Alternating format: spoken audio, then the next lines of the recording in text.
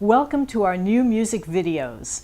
My name is Victoria Bond, and at Cutting Edge Concerts New Music Festival, we're doing something different this year. We're having video interviews with each of our composers, and this way you'll have the opportunity to see their faces as well as to hear them talk about their music. Robert Sirota is a composer who has balanced his professional life between being a composer of over 75 works of music and being the president of major musical institutions. For the past 6 years, he's been president of the Manhattan School of Music. And his compositions are performed by chamber ensembles and orchestras all over the world. It gives me great pleasure to welcome him to our video interview, where he will discuss his composition, A Sinner's Diary. Thank you, Victoria. You know, it's really great to be part of the Cutting Edge series and to have this work, A Sinner's Diary, done. I wrote it 5 years ago at a time of great transition in my life, and a lot of my music is sort of like journal entries of what's going on in my life. If I go back to music I wrote 10 or 15 years ago, I get a better idea of where my head was at that time and what I was doing. I was changing jobs in 2005. I also had some health problems that were fairly serious. Thank God they're okay now. And it got me thinking about both the better angels of my nature and also the darker thoughts in my nature. And this piece sort of is a confessional piece, if you will. I started out by writing a little piece. You know, I thought I'd write a piece every day or every week just to sort of record my feelings and my sense of what was going on. And these were written for my daughter, actually, who's a wonderful violist. The reason there are two violas in the piece is that both of my children are very accomplished violists. They're grown up now.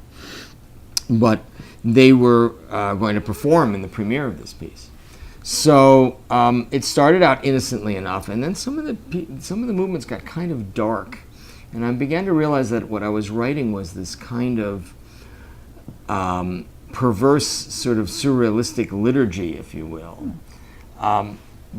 where you know those cartoon images of the good angel that perches on your right shoulder and the little devil that perches on your left shoulder. These movements go back and forth, and I use actual terms, rubrics from the Episcopal Book of Common Prayer, like prayers can be made for ourselves and other people, or now a hymn may be sung. Those are some of them. And then there are others. There's the climax of the piece, which I think is the 7th movement out of 9, which is called Screwtape's Fanfare and Dance of Death. Now, Screwtape is this character from C.S. Lewis, who is a sort of a middle functionary devil who trains the young devils how to corrupt people.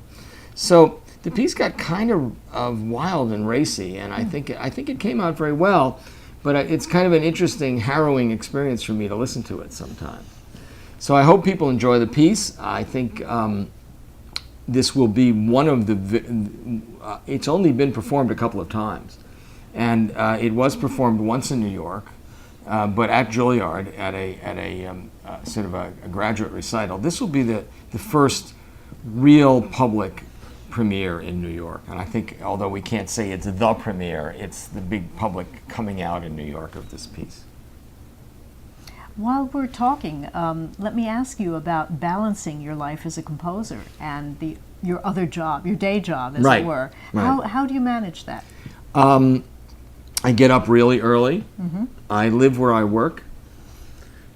We actually live on the top of the dormitory at Manhattan School of Music, so I have no commute. Think of all the time and energy people spend getting to work. And like right now, I'm working on another piece when this interview has been taped. And I work from 6:30 until 8:30 or 9 o'clock, and then I have my breakfast, and if I can, I work a little longer, and then I go to work. Think about Bach.